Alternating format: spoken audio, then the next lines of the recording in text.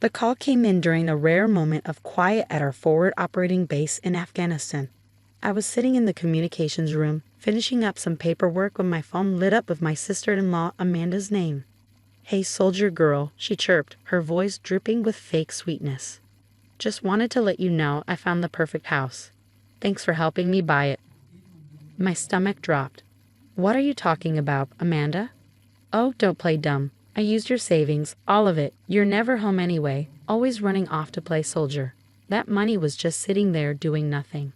My name is Captain Sarah Mitchell, and at 32, I'd spent the last decade serving in the Army's intelligence unit. While my brother James had married Amanda 3 years ago, I'd been deployed twice, missing their wedding and most family gatherings. Now, sitting thousands of miles from home, I was listening to her casually announce she'd stolen my life savings. "That money was for my mother's medical treatments," I said, keeping my voice steady despite the rage building inside me. The $380,000 I'd saved through combat pay, bonuses, and careful investing was meant to help Mom fight her stage 3 cancer. Amanda laughed. "Please, Aunt Marie is doing fine. My new house, though, it's gorgeous. 4 bedrooms, a pool, everything I deserve. James agrees it's perfect for starting our family." I doubted my brother knew anything about this. James was a kind soul, always trying to see the best in everyone, especially his wife. That's why I'd never told him about Amanda's previous attempts to access my accounts or her snide comments about my service. "The military has strict protocols about financial fraud, Amanda," I warned, already pulling up my banking app. "You might want to rethink this." "Fraud?" she scoffed. "You gave me your banking details months ago, remember? For emergencies?" Well, I decided this was an emergency. My realtor was about to sell to someone else. I hadn't given her anything, but I remembered the day she helped organize my home office during my last leave, insisting it was her way of supporting the family while I was deployed. Now I knew what she'd really been looking for. "One last chance, Amanda. Return the money." "Or what?" "To run to James. He won't believe you. I'm his wife. You're just his absent sister who picks the military over family. Besides, the money's already gone. Spent. Done." She paused, and I could hear the smirk in her voice. "Enjoy your deployment, Sarah. Don't worry about visiting when you're back. You won't be welcome in my new house anyway." The line went dead. I sat there, staring at my phone, my hands steady from years of training in crisis situations. This was different from any battlefield I faced, but I'd learned long ago that the best defense is being prepared. I opened my laptop and logged into my secure military email. 3 months ago, when I'd noticed some suspicious attempts to access my accounts, I quietly filed a report with the Military Intelligence Financial Crimes Unit. They helped me set up silent alerts and tracking protocols on all my accounts. Standard procedure for deployed service members at risk of financial fraud. Every transaction Amanda had made was already flagged, documented, and being monitored. Each login attempt, every transfer, all traced back to her IP address. She thought she was stealing from a knave soldier too busy serving her country to notice. Instead, she just triggered an investigation that would involve not just military intelligence, but federal banking authorities. I picked up my secure line and dialed a familiar number. "Colonel Richards, remember that financial situation we discussed? It just escalated." The colonel's voice was grim. "How bad, Captain?" "My sister-in-law emptied my accounts. $380,000, sir. Money meant for my mother's cancer treatments. The money we were monitoring after those suspicious access attempts." "Yes, sir. She just called to brag about using it to buy a house." There was a pause, then a low whistle. "She actually called to confess." "While you're deployed?" "That's a special kind of stupid, Captain. She thinks being my brother's wife protects her. That family ties mean I won't pursue this." "She clearly doesn't know you very well," the colonel said, "or understand what happens when someone commits fraud against a deployed service member. I'm activating the investigation protocol now. Do you want to inform your brother, or should we handle it through official channels?" I thought about James, about how this would hurt him. But I also thought about our mother, fighting cancer while Amanda spent money meant for her treatment. "Official channels, sir. She needs to learn there are consequences." "Copy that. We'll coordinate with domestic authorities. Captain, your mother's treatment won't be delayed. The Army takes care of its own." After hanging up, I sat back in my chair, feeling the weight of what was coming. Amanda thought she'd won, that her new house was secure. She had no idea she'd just triggered an investigation that would uncover every financial decision she'd ever made. I opened my laptop again, this time to write an email to James. He deserved to hear it from me, even if I couldn't tell him everything yet. Dear James, something's happened involving Amanda and my savings. Military authorities will be reaching out. I'm sorry you're going to be caught in the middle of this, but some choices can't be undone. I love you, brother. Sarah. As I hit send, my phone buzzed with a text from Amanda. She'd sent a photo of herself standing in front of a large house, champagne glass in hand. Thanks for your service, sis. I saved the photo. More evidence for the investigation. Then I turned back to my military duties, letting the wheels of justice begin turning. Amanda thought she was celebrating a victory, but she just started a war she couldn't win. Looking at the mountain range outside our base, I remembered something our drill sergeant used to say. The best revenge isn't serving it hot or cold. It's letting the system you serve deliver it for you. Amanda was about to learn exactly what that meant. 2 weeks after Amanda's call, the investigation moved faster than even I expected. Colonel Richards kept me updated through secure channels, each report revealing more of Amanda's deception. Captain, you might want to sit down for this, he said during our weekly briefing. The Financial Crimes Unit didn't just find the theft of your savings. They uncovered a pattern.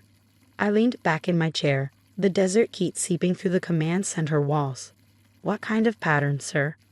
Your sister-in-law has been planning this for months. She created fake email accounts pretending to be you, attempted to access your military benefits, and even tried to redirect your combat pay. The house purchase was just the final move. The revelation hit me harder than any IED blast.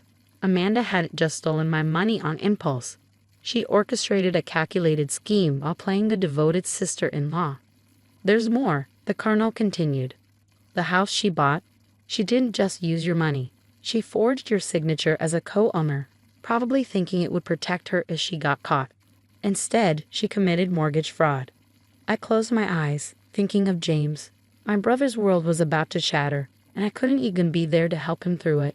The FBI has been notified, Colonel Richards added. They're coordinating with our Financial Crimes Unit. Captain, they're moving in tomorrow. Back in my quarters that night, I received an email from our family lawyer, Michael Sullivan. He'd been handling our mother's medical arrangements and had discovered something disturbing. Sarah, I don't know if you're aware, but someone attempted to access your mother's medical trust fund last week. The request was denied, but it came from Amanda's email address. She claimed to be acting on your behalf.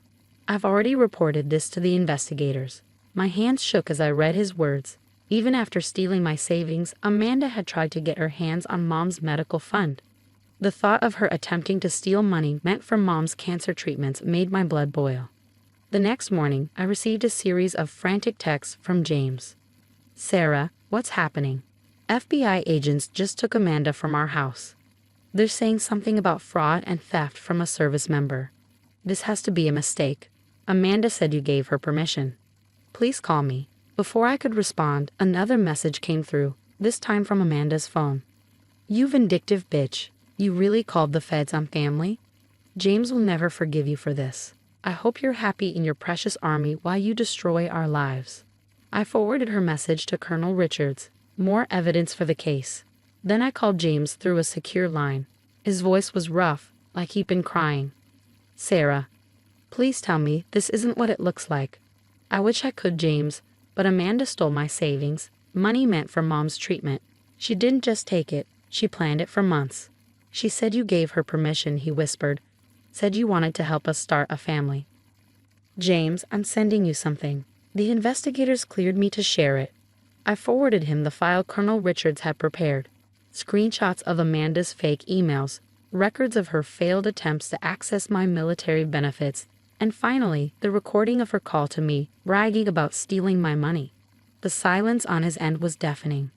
There's something else, I said gently. She tried to access Mom's medical trust fund last week. His sharp intake of breath told me everything. James had always defended Amanda, always believed the best of her. That faith was crumbling in real time. Mom's treatment money, but she knew she visited Mom in the hospital last month. she saw how sick. His voice broke. "I'm so sorry, James. I never wanted you to get hurt in this." "Don't apologize," he said firmly. "You're not the one who needs to be sorry. I can't believe I didn't see it. All those times she asked about your finances, insisted on organizing your papers." "Bob, Sarah, I was so blind." The pain in his voice cut deep. James had always been my protector when we were kids, standing up to bullies, cheering me on when I joined the military. Now I was protecting him, even if it meant breaking his heart with the truth. "The FBI agent said this is serious," he continued. "Something about special protections for deployed service members." "The Military Extraterritorial Jurisdiction Act," I explained. "It makes crimes against deployed service members a federal offense. The penalties are severe." "Good," James said, surprising me. "She needs to face consequences." "But Sarah, what about Mom's treatments?" "The Army's taking care of it. Colonel Richards fast-tracked assistance through the Military Family Support Program. Mom won't miss any treatments." He was quiet for a moment. "You know what Mom said when I told her what happened? She said, 'Your sister fights for others every day. It's about time someone fought for her.'" Tears pricked my eyes. Even facing cancer, our mother's main concern was her children. "The house is in your name too," James added. "Amanda forged documents to make you co-owner. The FBI agent said that actually works in our favor. You can claim it as restitution." I hadn't known that detail yet. Amanda's attempt to cover her tracks had backfired spectacularly. "Keep the house, James," I said. "Sell it. Use the money for Mom's additional expenses. I don't want anything from Amanda except justice." "Sarah," his voice was thick with emotion, "I'm divorcing her. Papers are being drawn up tomorrow. I don't care what happens in court. I'm testifying against her. Family doesn't steal from family." After we hung up, I sat watching the sunset over the mountains of Afghanistan. Amanda had thought my deployment meant I was powerless, that distance would prevent me from stopping her. Instead, she learned a hard lesson about the long arm of military justice. My phone buzzed with an update from Colonel Richards. "Suspect in custody. Initial charges: fraud against a service member, mortgage fraud, attempted medical trust fund theft. She's looking at serious federal time, Captain. Turns out your sister-in-law picked the wrong soldier to steal from." I smiled, remembering all the times Amanda had dismissed my military service, called it playing soldier. Now that same service had brought her house of cards crumbling down. The next phase would be challenging: court proceedings, testimony, the formal dismantling of Amanda's scheme. But for now I had a job to do, a country to serve, and the satisfaction of knowing that sometimes justice wears combat boots. 6 months after Amanda's arrest, I stood in my dress uniform at the federal courthouse, ready to testify. The military had arranged special leave for me to attend the proceedings, understanding the importance of seeing this through. Amanda sat at the defendant's table, her designer clothes replaced by modest business attire, her once confident smirk now a nervous frown.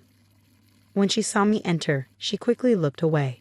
This wasn't the reunion she'd imagined when she'd sent that champagne selfie from my stolen house. The evidence against her was overwhelming.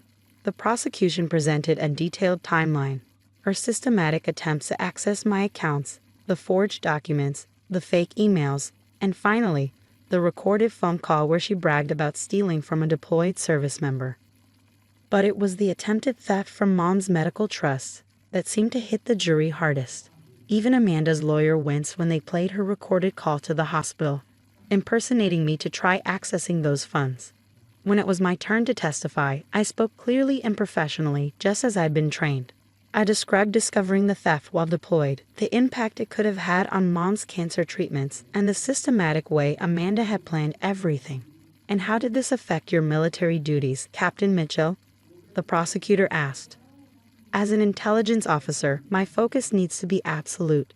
Instead, I had to worry about my mother's medical care being compromised and my family's stability being threatened. But my unit supported me and we prevented any operational impact." Amanda's lawyer tried to paint it as a family misunderstanding, claiming she planned to return the money. The prosecutor simply played her phone call again. "The money's already gone. Spent. Done." The jury took less than 2 hours to reach a verdict: guilty on all counts. At the sentencing hearing a week later, the judge didn't hold back. Mrs. Mitchell, he addressed Amanda, you didn't just commit fraud. You deliberately targeted a service member defending our country, attempted to steal from a cancer patient's medical fund, and showed no remorse until faced with consequences. This court sentences you to 7 years in federal prison, full restitution of all stolen funds, and additional fines under the Military Extraterritorial Jurisdiction Act. James sat beside me as the sentence was read, gripping my hand. His divorce had been finalized 2 months earlier, and he'd already sold the house Amanda bought with my money. The proceeds were helping with Mom's additional medical expenses. The house she was so proud of ended up helping Mom after all, he whispered, just not the way she planned. As federal marshals led Amanda away, she turned to look at us one last time. The arrogance was gone, replaced by something that might have been regret. Too little, too late. Outside the courthouse, Colonel Richards was waiting. He'd flown in to represent the unit's interests in the case. Well done, Captain, he said, saluting. The Army takes care of its own. Your mother's full treatment costs have been covered through our Emergency Family Support Program, and your restored savings are already back in your account. I returned his salute, grateful for the military family that had supported me through everything. Thank you, sir, for everything. The best news came 3 months later. Mom's doctors declared her cancer in remission. At her celebration dinner, she raised a toast that brought tears to my eyes. To my daughter, who fights battles both far and near, and to the real meaning of family, not those who take, but those who protect. James hosted the dinner in his new apartment, much smaller than Amanda's dream house, but filled with actual love and support. He'd started volunteering at the local Veterans Center, saying he wanted to give back to the military community that had helped expose the truth. My unit welcomed me back with knowing smiles and quiet respect. The story had spread, not of Amanda's betrayal, but of how military justice had protected one of their own. New protocols were implemented to better monitor deployed service members' accounts, with our case cited as the reason. A year after Amanda's sentencing, I received a letter from her. I almost didn't read it, but James encouraged me to get closure. Dear Sarah, she wrote, I had a lot of time to think about what I did. I was so focused on having the perfect life, the perfect house, that I became the worst version of myself. I don't expect forgiveness, but I want you to know I regret not appreciating the real treasure I had, being part of your family. I'm sorry. I filed the letter away without responding. Some bridges, once burned, shouldn't be rebuilt. Mom's recovery continued strengthening, and she eventually felt well enough to visit me on base during family day. Watching her beam with pride as my commanding officer praised my handling of the case, I realized something profound. Amanda's betrayal hadn't weakened our family, it had revealed its true strength. James found love again, this time with a military nurse who understood the value of service and family. At their small wedding, he asked me to be his best sister. During the reception, Mom pulled me aside, her eyes bright with happy tears. You know, Sarah, she said, sometimes the worst betrayals lead us to our greatest blessings. Look at us now, stronger, closer, and wiser. Looking around at my real family, biological and military, I couldn't help but agree. Amanda had tried to steal my savings, but she failed to understand that true wealth isn't in bank accounts or dream houses. It's in the bonds that hold us together, the principles we stand for, and the love that no act of betrayal can diminish. That's a lesson worth more than all the money in the world.